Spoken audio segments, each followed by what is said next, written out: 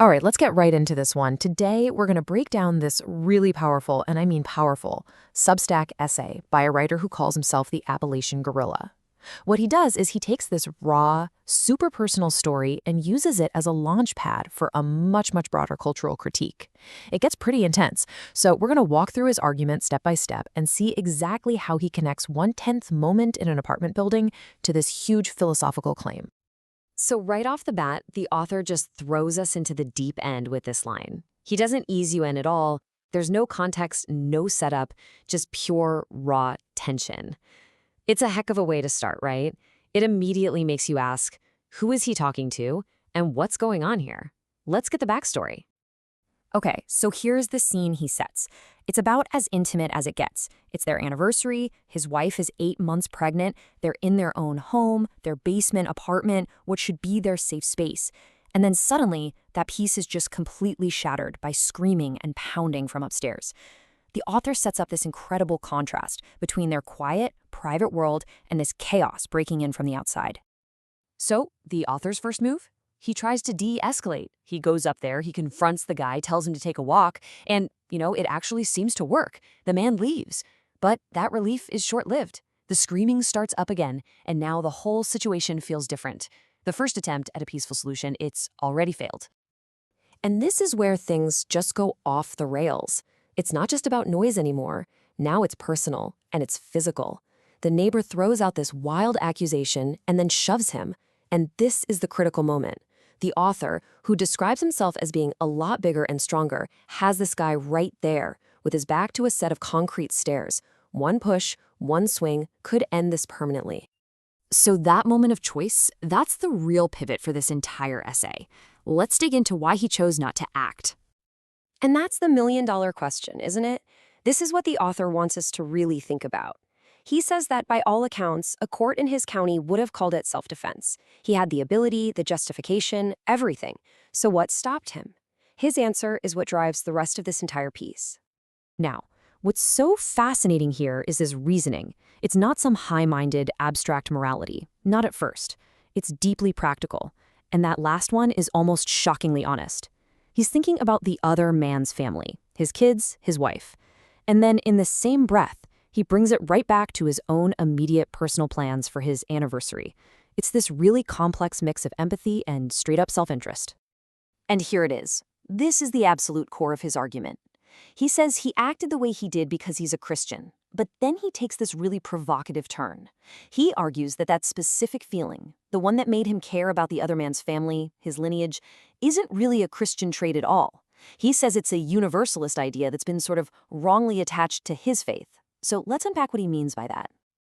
So that brings us to the second part of the essay, which is the big philosophical critique. He uses that confrontation as a case study for a much bigger idea that he wants to completely take apart. Okay, so this is the author's main target right here. He defines universalism as this kind of naive belief that deep down we're all the same, that everyone operates from the same moral playbook. He argues that this refusal to see real, fundamental differences between people and cultures isn't just misguided, it's actually dangerous. And to back this up, he paints this really grim picture. A man at a protest, getting physically beaten, who doesn't fight back. Instead, he just keeps reaching for his cross. For the author, this is the ultimate failure of universalism. It's a passive belief system that, in his view, leaves you totally helpless when you're faced with someone who does not share your values of peace and turning the other cheek. All right, so if universalism is the problem, what's the fix? Well, the author proposes a completely different way of seeing yourself and your place in the world. So he lays it out for us, side by side. On one side, you have universalism, which he frames as being all about the individual, focused on short-term, almost economic thinking. But on the other side, he offers up what he calls lineage thinking, a worldview that's all about the group, about heritage, and about generational responsibility. And this is the crucial point he's making. In his view, when you walk into a room, you aren't just you, an individual. You are a representative of your parents, your grandparents, your community, your entire heritage. Your actions reflect on all of them, and their legacy is a part of you. It's a fundamental shift from thinking I to thinking we. And he argues this isn't just about personal fights. He applies this lineage thinking to massive society-wide problems. He says issues like, say, resource depletion can't be solved by a bunch of individuals just focused on their own immediate gain. You need a generational mindset where we see ourselves as caretakers for a future we might not even be around to see. This all leads us to the author's conclusion, and it's really less of a summary and more of a powerful call to action. And he frames it all with this classic, powerful metaphor. He pulls out this famous line from Machiavelli to really nail down the mindset he's pushing for. It's not just about being strong, it's about being both strong and smart. You need the ferocity of a lion to face down direct threats, but you also need the cleverness of a fox to see and avoid the hidden dangers. And this is where he brings it all home. He argues that the universalist mindset he's been critiquing, this idea of unconditional love and peace, well, it just turns you into a sheep. It leaves you naive, unprepared, and totally vulnerable in a world that, as he sees it, is full of wolves and traps. So his final call to action is for a return to this dual identity of the lion and the fox. And the fight, as he frames it, isn't just for your own personal success. It's a generational struggle to build and protect a world that will secure the future for your entire lineage.